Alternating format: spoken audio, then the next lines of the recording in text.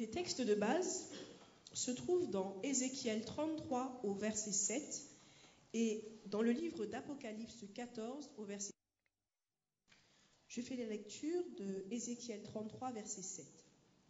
Et toi, fils de l'homme, je t'ai établi comme sentinelle sur la maison d'Israël. Tu dois écouter la parole qui sort de ma bouche et les avertir de ma part.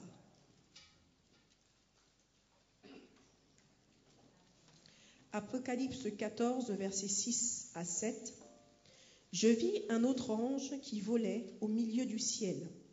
Il avait un évangile éternel pour l'annoncer aux habitants de la terre, à toute nation, à toute tribu, à toute langue et à tout peuple.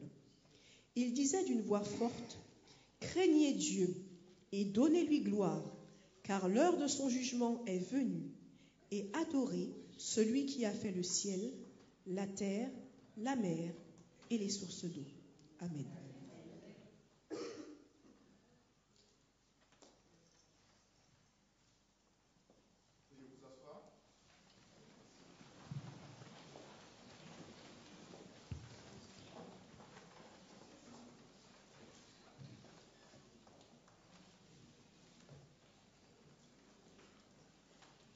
Chers amis, chers frères et sœurs, chers visiteurs, chers internautes, je réitère les vœux pour cette nouvelle année 2014. Une bonne santé, mais surtout, ne pas lâcher la main du Seigneur. Le reste, c'est des mots qu'on a l'habitude d'entendre. Vous avez passé un bon réveillon, une bonne fête de Noël, nouvelle année, vous êtes bien amusés? Qui c'est qui était triste?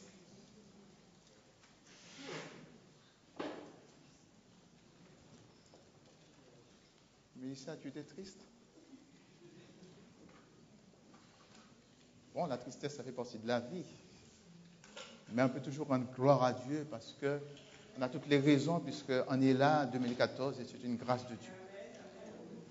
La vie nous réserve des surprises. Nous ne sommes pas à l'abri de quoi que ce soit. Mais chaque jour, Dieu nous donne la possibilité de vivre ici-bas. On doit lui rendre gloire pour cela.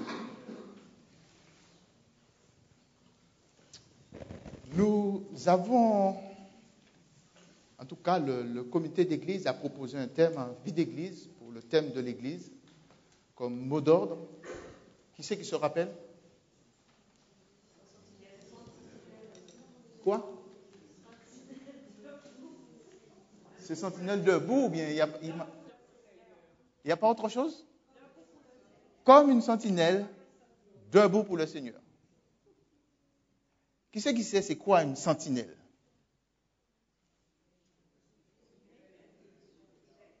Quelqu'un qui veille, qui est aux aguets, qui surveille quelque chose pour qu'on ne puisse pas prendre la chose. Et pour ceux qui ont fait leur service militaire, eh bien, ils ont été des sentinelles quelque part.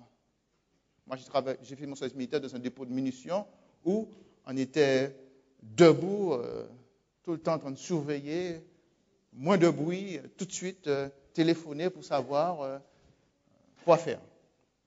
Le sentinelle est toujours aux aguets.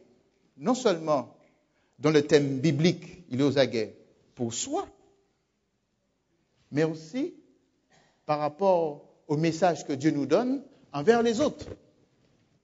Nous devons veiller les uns sur les autres. Et nous avons une mission envers le monde. Si l'Église est là aujourd'hui, ce n'est pas parce que nous sommes tous beaux. Si l'Église est là, c'est parce que Dieu a voulu l'Église pour continuer l'œuvre que Jésus a commencée. Et toi, fils de l'homme, je t'ai établi comme sentinelle sous la maison d'Israël. Tu dois écouter la parole qui sort de ma bouche et les avertir de ma part. La notion d'écoute dans la pensée juive, c'est entendre, écouter, adhérer. Il est impossible que la sentinelle puisse entendre et ne pas adhérer. Sinon, il ne peut pas faire ce qu'il faut. Le deuxième texte qui a été lu, c'est Apocalypse 14, versets 6 à 7. Nous savons tous, et nous avons l'habitude de le dire, c'est le message même de l'Église adventiste. Il n'y a pas un adventiste qui dit « je ne suis pas d'accord avec ce message ». C'est ce message qu'on doit prêcher. Ce message qu'on doit vivre. Chacun d'entre nous, nous devons le prêcher avec les dons, les capacités que Dieu nous donne. Il y en a, c'est du porte-à-porte. Il y en a, c'est des campagnes d'évangélisation. Il y en a, c'est un soutien. Mais qu'en est-il de ce message pour nous? Si nous revenons au texte d'Ézéchiel, il est dit « Tu dois écouter la parole qui sort de ma bouche ». Alors, on comprend bien que ce message s'adresse d'abord à nous, personnellement. Ensuite, le dire aux autres. Quand nous prenons ce texte d'Apocalypse 14, versets 6 à 7, nous lisons ceci, enfin qui a été lu déjà. Je vis un autre ange qui volait au milieu du ciel. Il avait un évangile éternel pour l'annoncer aux habitants de la terre, à toute nation, à toute tribu, toute langue et à tout peuple. Et il disait d'une voix forte, « Craignez Dieu, donnez-lui gloire, craignez Dieu. » C'est important pour nous de savoir qu'est-ce que ça veut dire, craignez Dieu. Donnez-lui gloire, car l'heure de son jugement est venue. Pourquoi? On doit craindre Dieu, donner-lui gloire, car l'heure de son jugement est venue. Et adorer celui qui a fait le ciel, la terre, la mer et les sources d'eau.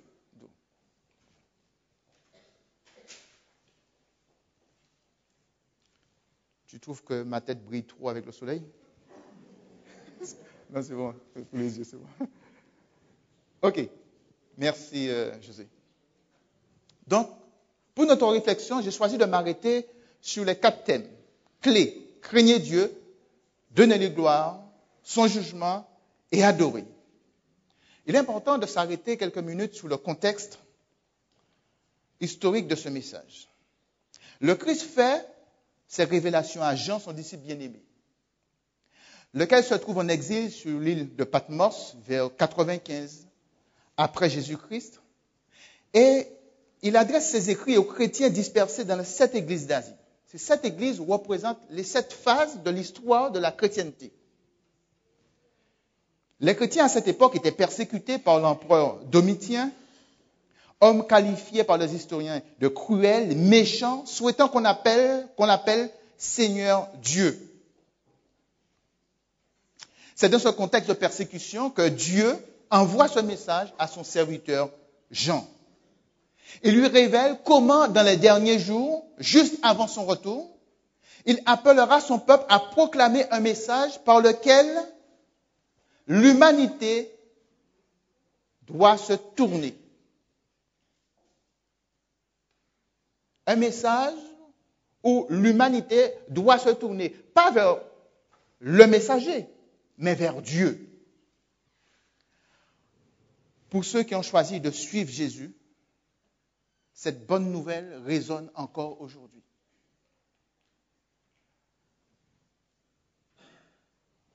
Craignez Dieu, donnez-lui gloire, car l'heure de son jugement est venue, et adorez celui qui a fait les cieux, la terre, la mer et les sources d'eau. En tant que chrétien, en tant que famille, en tant qu'église, ce message doit faire partie de moi, doit faire partie de nous. Nous ne pouvons pas nous désolidariser de ce message. On ne peut pas dire qu'on est adventiste et on n'adhère pas à ce message. Et quoi que de plus normal, en début d'année, de rappeler ce qui fait notre force. Quoi de plus normal de rappeler qui nous sommes, pourquoi nous sommes là. Si nous avons donné ce thème comme une sentinelle, debout pour le Seigneur, est-ce que ça veut dire rester assis? Quand on se met debout, on rentre dans une démarche avec Dieu.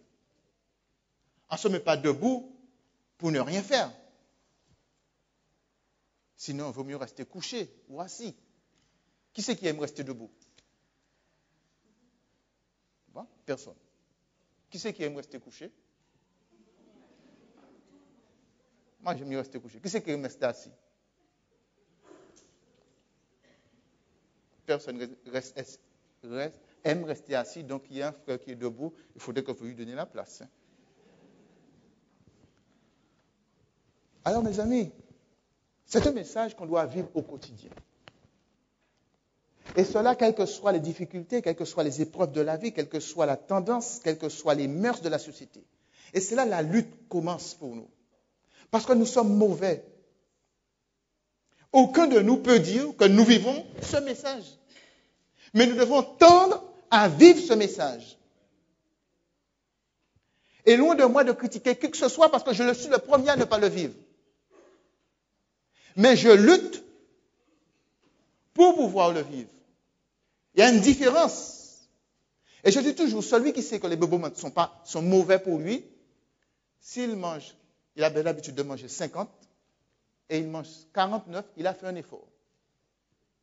Il prie pour ne pas manger 50.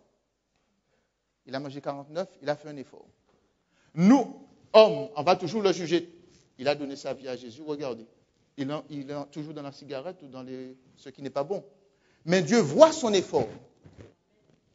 Et il peut être au ciel et moi pas au ciel. Parce que je continue à le juger. Mais Dieu voit son effort, sa détermination.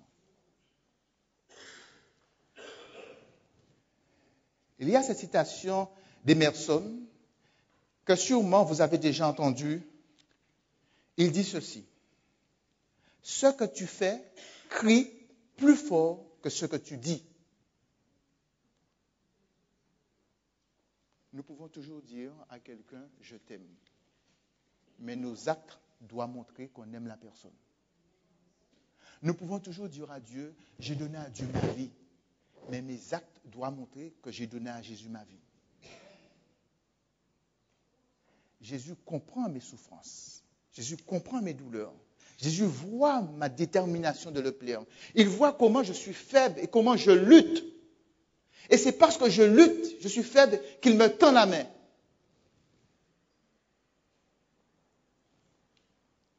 Alors, vivre ce message, prêcher ce message, on n'est pas obligé de dire grand-chose. Les gens voient ce que nous vivons, ce que nous sommes. Je me rappelle, j'avais été dans un mariage, et puis, avec des frères adventistes, et puis, c'est un mariage, je dirais, du monde. Ils n'étaient pas adventistes. Moi, j'avais été avec des frères adventistes. Et puis, quand nous avions rentré, parce qu'on nous connaissait, on nous a amené, donc la personne qui servait avait 2 plateaux. Un plateau, il y avait du champagne, et l'autre, c'était du jus. Alors moi, avec mes frères, moi, je m'attends à ce que tout le monde puisse aller sur le plateau où il y a du jus. Moi, j'ai pris mon jus, et le frère a pris le champagne. Et la personne m'a regardé, mais il n'est pas adventiste. Je ne suis pas en train de porter un jugement sur lui. Ce n'est pas un verre de champagne qui va l'empêcher d'aller au ciel. Mais si nous disons que nous sommes adventistes, si nous professons que nous sommes adventistes, ça doit se voir par nos actes. Maintenant, ça peut être une lutte qu'il a, et loin de nous de le juger. Je donne cette explication, c'est simplement pour montrer que la vie du chrétien en est en permanence dans une lutte. C'est pour ça que la Bible nous dit, priez sans cesse.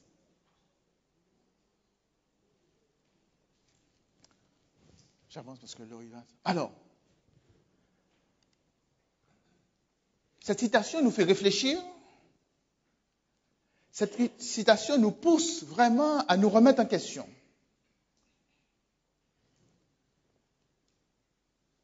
Cette citation crie dans nos vies parce que cette lutte, elle est présente. Oui, chers amis, chers frères et sœurs, la place du message doit être quelque chose de réel dans nos vies. Cela nous pousse à nous questionner, cela nous pousse à nous poser des questions. Face à ces questionnements, il est impératif pour chacun d'entre nous de comprendre le sens et les implications d'un tel message. Le premier ange est décrit comme volant au milieu du ciel, alors que ceux à qui il adresse son message, vivent sur la terre. L'intention de l'image est donc de faire comprendre que l'ange est vu et entendu de tous. Et quand on étudie l'histoire de l'Église adventiste, on comprend que l'Église adventiste a pris naissance à un moment bien particulier pour justement porter un message particulier. C'est la seule Église qui prêche ce message particulier. Cela ne veut pas dire que les autres ne prêchent pas le retour du Christ. Mais on doit savoir pourquoi nous sommes adventistes du 7e jour. En somme, le message du premier ange est un message mondial dans son étendue pour annoncer aux habitants de la terre, à toute tribu, à toute langue, à tout peuple. La première invitation à l'humanité est une invitation à craindre Dieu. Le verbe craindre, en grec, n'est pas utilisé ici dans le sens d'être effrayé par Dieu, avoir peur de Dieu, mais plutôt de l'approcher avec respect et révérence. Respect et révérence. Craindre Dieu exprime l'idée d'une loyauté absolue envers Dieu et une totale acceptation de sa volonté. Le reste du message montre que craindre Dieu, ici, veut dire le connaître en tant que créateur et en tant que juge. C'est reconnaître sa souveraineté et les droits exclusifs qu'il a sur nous. En un mot, cela signifie prendre Dieu au sérieux. Dans la Bible, craindre Dieu n'est pas simplement un sentiment ou un certain état d'esprit, mais l'attitude religieuse fondamentale envers Dieu, exprimée dans l'action. Craindre Dieu et observe ses commandements, c'est là ce que doit tout homme. Ecclésiaste 12, verset 15. Alors craindre Dieu, c'est marcher avec lui.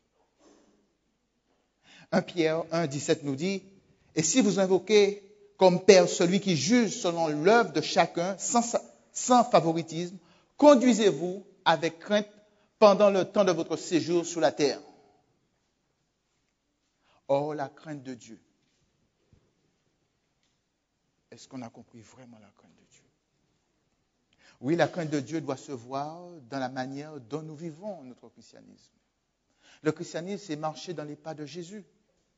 Non seulement en plein jour au regard de la société, mais également en famille, dans notre intimité.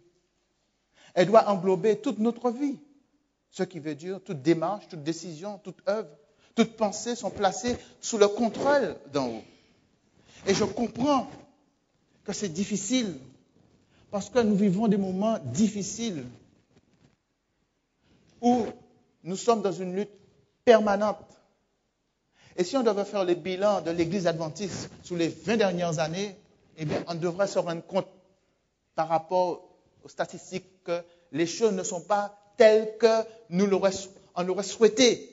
Il y a une réalité, mais pas une fatalité. Et c'est là qu'on doit comprendre que la lutte, elle est sérieuse. Erwin Thompson, dans un article paru dans la revue Dialogue universitaire, cite Mike Iaconelli, qui dit ceci. La tragédie de la foi moderne est que nous ne sommes plus capables d'être terrifiés. Nous ne craignons pas Dieu. Nous ne craignons pas Jésus. Nous ne craignons pas le Saint-Esprit. Par conséquent, nous avons fini par avoir un évangile centré sur le besoin de l'homme, qui attire des milliers de personnes, mais qui ne transforme personne. Il dit ceci, j'aimerais que l'Église redevienne un endroit de terreur, un endroit où Dieu doit constamment répéter « n'aie pas peur », un endroit où notre relation avec Dieu ne serait pas simplement croyance, doctrine ou théologie, mais présence de Dieu dans nos vies.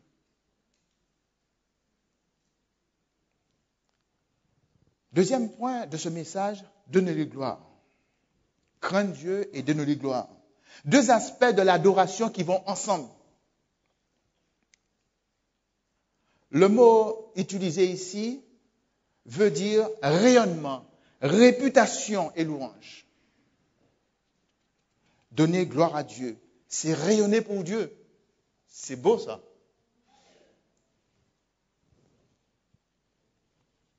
Réputation. Rendre gloire à Dieu signifie l'élever, le louer, l'exalter. Rendre à Dieu l'honneur qui lui est dû. Il y a un mot hébreu, ce mot-là, bon, ne le retenez pas, c'est kabod, qui contient l'idée de pesanteur. Dieu a du poids. Donnons Dieu du poids. Comment nous pouvons le faire? Cela signifie aussi que reconnaître sa souveraineté, sa bonté, sa puissance. L'appel à donner gloire à Dieu nous détourne de l'exaltation du moi et de toute forme d'égocentrisme. Et nous apprend à magnifier Jésus-Christ dans toutes nos activités, nos plans et nos relations de la vie. Au lieu de cela, pour certains chrétiens, la religion n'est plus qu'une expérience spirituelle, un code moral ou simplement une tradition culturelle. Tout cela parce qu'on a perdu le sens de la crainte de Dieu.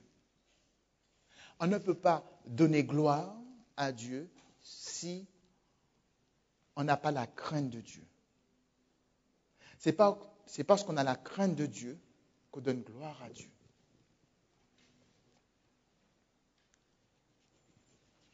Car l'heure de son jugement est venue. Que veut dire Jean lorsqu'il parle de jugement? Notons que Jean utilise un mot ici pour parler du jugement. Mais dans ce mot, bon, je ne le dis pas en grec parce que c'est un mot qui a l'idée derrière d'une bonne nouvelle.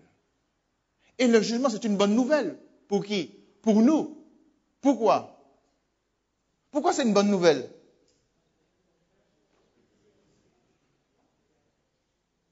Pourquoi c'est une bonne nouvelle, mes amis? Quand on a peur du jugement?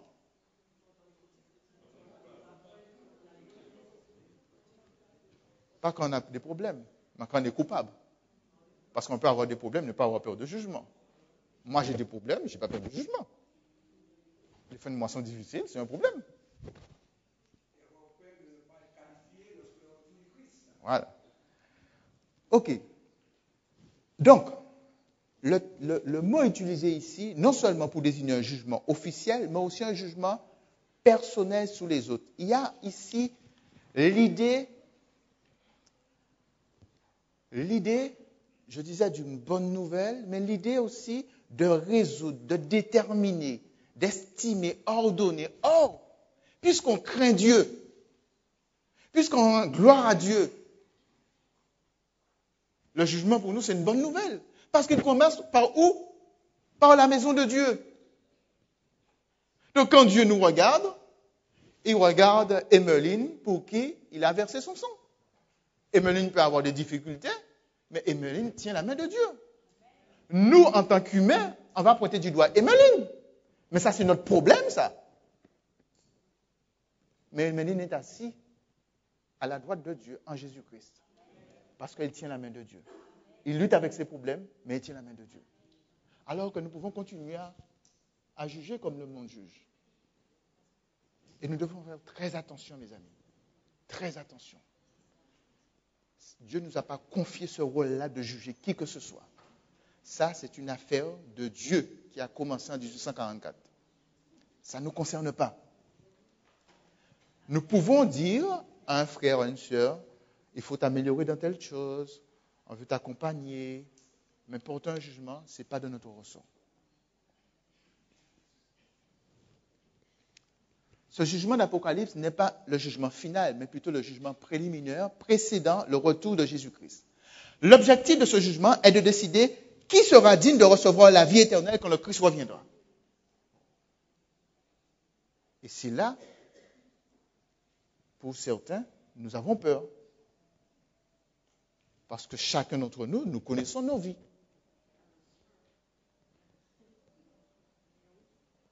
Alors j'apporte une nuance. Et je vais peut-être me répéter. La Bible dit qu'en acceptant la grâce de Dieu, en acceptant Jésus-Christ, nous sommes sauvés. Vous êtes d'accord avec ça? Mais la Bible ne dit pas sauvé une fois, sauvé pour toujours. C'est-à-dire que je n'ai rien à faire. Vous êtes d'accord? Donc, je dois me maintenir dans ce statut d'homme et de femme sauvés. Et c'est pour ça, la Bible nous dit, si toutefois tu pèches, tu as un avocat près du Père. Que demander de plus?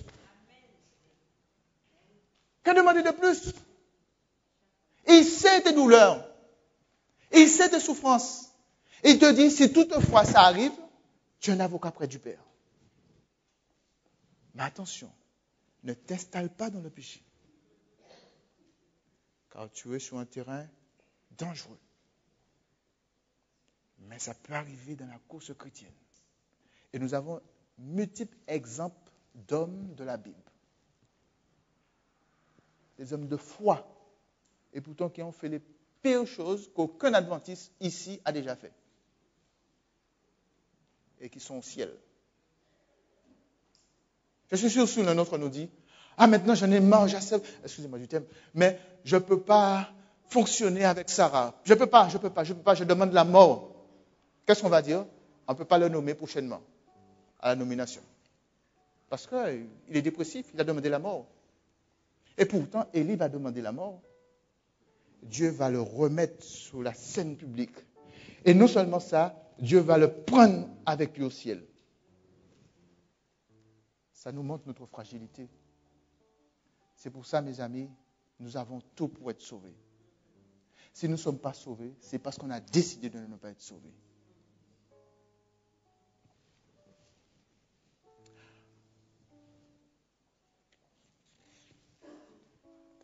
L'urgence de ce message est là, présente. Ensuite, il est dit, adorez donc celui qui a fait le ciel, la terre, la mer et les sources d'eau. L'intention du texte est claire. L'adoration est due qu'à Dieu, et ceci pour 3 raisons. Parce qu'il est le Créateur, parce qu'il est le Sauveur, et parce qu'il est juge. Jésus dit, mais l'heure vient, c'est maintenant, où les vrais adorateurs adoreront le Père en esprit et en vérité, car tels sont les adorateurs que le Père cherche. Jean 4, verset 23. Dieu recherche et veut des adorateurs, pas juste la louange. La louange peut être très publique, mais l'adoration est toujours intime. Et c'est parce que je crains Dieu, j'adore Dieu, je vis quelque chose d'intime avec Dieu. Je vis quelque chose de fort avec Dieu, que j'adore Dieu. Je ne peux pas, quand nous sommes là en train de louer Dieu, ça, ce n'est que l'expression de mon adoration. Je me trompe, Sarah? C'est l'expression de notre adoration. C'est pour ça que nous sommes là et nous chantons. Ça doit exprimer quelque chose. Et j'avoue que des fois je suis là, le chant ne sort pas. Et pour ceux qui me connaissent, ils disent, Gérald doit avoir un petit souci. Parce que c'est comme ça. Mais rien ne doit enlever la joie du salut de nos vies. Rien ne doit enlever cette joie d'adorer notre Dieu. Et c'est parce qu'on adore Dieu que la louange explose. La louange est la conséquence de cette adoration que nous vivons avec Dieu. La louange est toujours vue et entendue. L'adoration peut être tranquille et cachée. La louange, à elle toute seule, est une adoration incomplète. Nous devons nous abandonner, nous soumettre, nous offrir et nous rendre à lui totalement. C'est le cœur de l'adoration. Quand on a demandé à Jésus quel est le plus grand commandement de la Bible, il a dit, tu aimeras le Seigneur ton Dieu de tout ton cœur, de toute ton âme, de toute ta pensée et de toute ta force. En d'autres termes, l'adoration. C'est ça l'adoration. Ainsi, le culte d'adoration que nous voulons offrir à Dieu est un don total de soi. Quand nous sommes là le sabbat, vous comprenez pourquoi que quand quelqu'un arrive au seuil de la porte là, nous devons tourner notre langue dans notre bouche 7 fois avant de dire quelque chose pour que cette personne puisse repartir triste. Parce que nous sommes venus adorer Dieu. Nous sommes venus vivre quelque chose de fort ensemble. Et personne ne doit repartir triste à cause de moi. C'est le but de l'Église. L'un des buts de l'Église. Ainsi, mes amis, en cette nouvelle année, je souhaite vraiment que nous puissions, comme des sentinelles, nous mettre debout pour le Seigneur. C'est-à-dire rentrer dans cette démarche de la mission que Dieu nous a confiée. Mais que nous puissions vivre cette mission. Dieu pourrait s'en passer de nous. Mais c'est une grâce qu'il nous fait. Il connaît nos faiblesses. Il fait avec nous, comme il a fait avec des hommes dans la Bible. Il dit, David, c'est un homme selon mon cœur. Et pourtant, David va faire un crime qu'aucun de nous ne pense même pas. Mais quand Dieu a dit, David, révélez David ce qu'il a fait par le prophète, David s'est humilié. David s'est humilié. Ce message doit crier de nos vies. Je prie Dieu que nous puissions être de ceux qui non seulement est porteur de ce message, mais que ce message puisse faire partie de nos vies pour cette année 2014. Que nous puissions vraiment, mes amis, avec l'aide de Dieu, avec l'aide du Saint-Esprit, avec l'aide de Jésus, que nous puissions persévérer dans notre course chrétienne pour que ce message puisse faire tache d'huile dans cette ville de Pierrefitte. Parce que c'est la raison d'être de l'église à Pierrefitte. Ce n'est pas autre chose. Non seulement à Pierrefitte, mais premièrement dans nos vies. Que l'Éternel vous bénisse abondamment. Amen.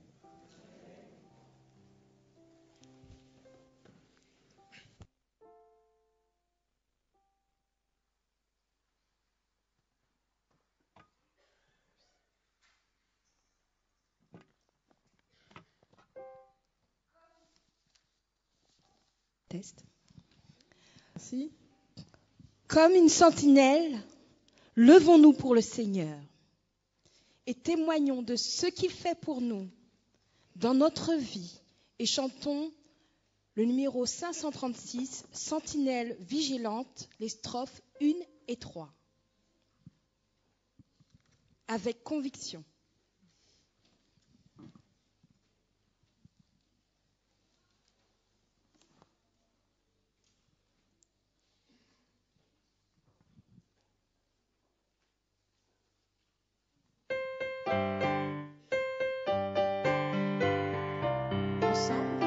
Sentinelle vigilante, qu'en est-il donc de la nuit? Digne à l'âme somnolente, que déjà le matin lui. La nuit passe, le matin du grand jour lui. Sentinelle, sois au poste jour et nuit. Sentinelle,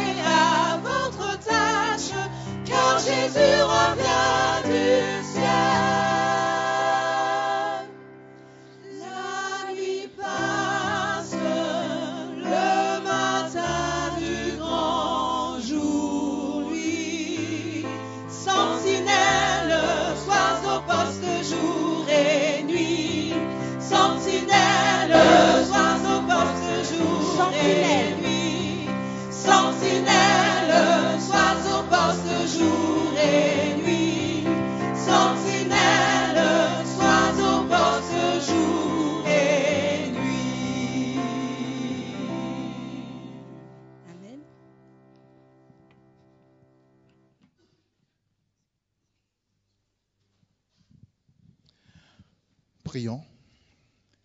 Notre Dieu, notre Père, nous voulons te dire merci de nous avoir permis de nous réunir aujourd'hui dans ta maison.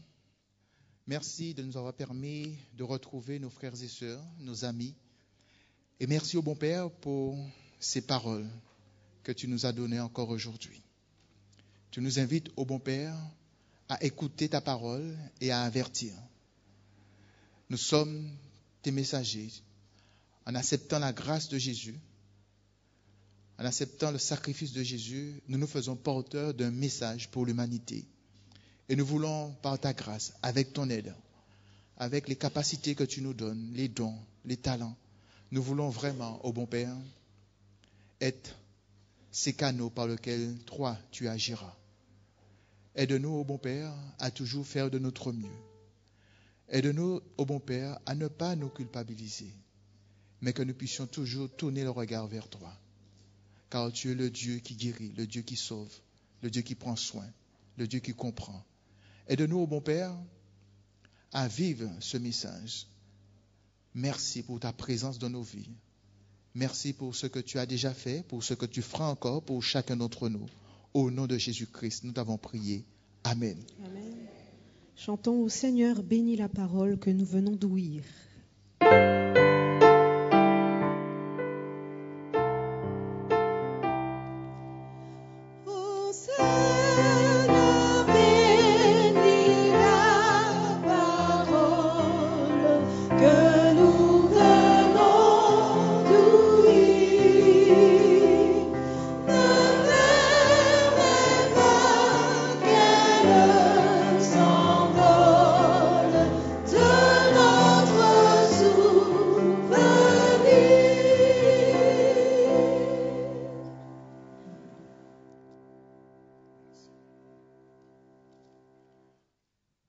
Recevez la bénédiction du Seigneur.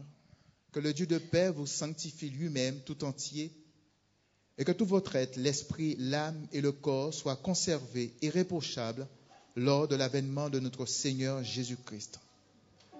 Celui qui vous a appelé est fidèle et c'est lui qui le fera. Que la grâce de notre Seigneur Jésus-Christ soit avec vous tous. Amen. Allez en paix.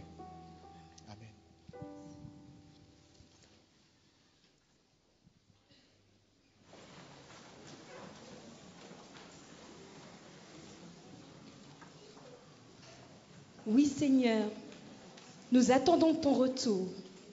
Mais en attendant, nous voulons marcher dans tes pas, suivre ta voie et ne jamais baisser les yeux. Chantons ensemble le cantique 499, Mon cœur tressaille à ta voix, pendant que les officiants descendent.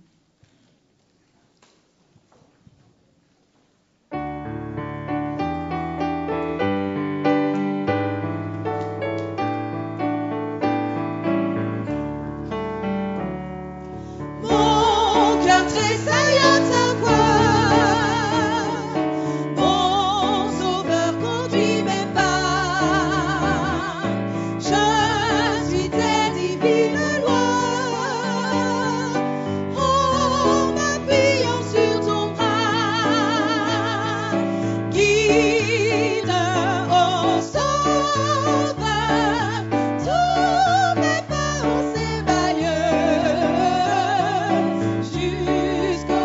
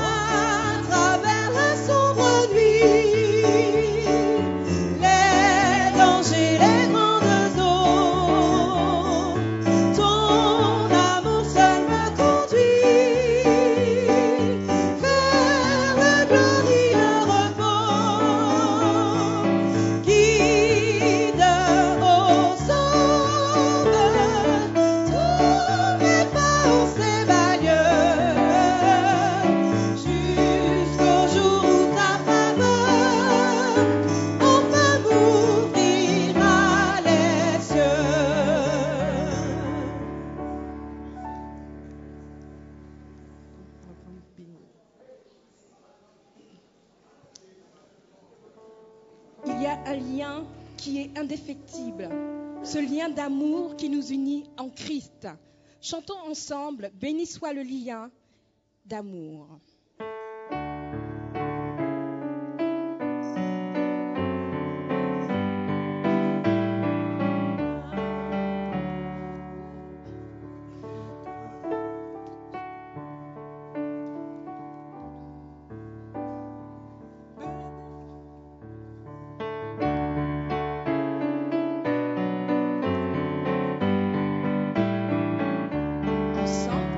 Béni soit le lien qui nous unit en Christ, le saint amour, l'amour divin que verse en nous l'Esprit.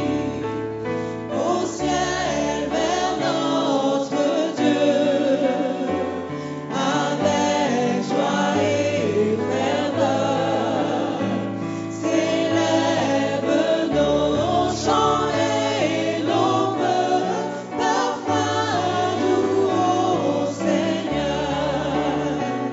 Nous mettons en commun nos fardeaux, nos labeurs. En Jésus, nous ne sommes qu'un, dont la joie et les pleurs.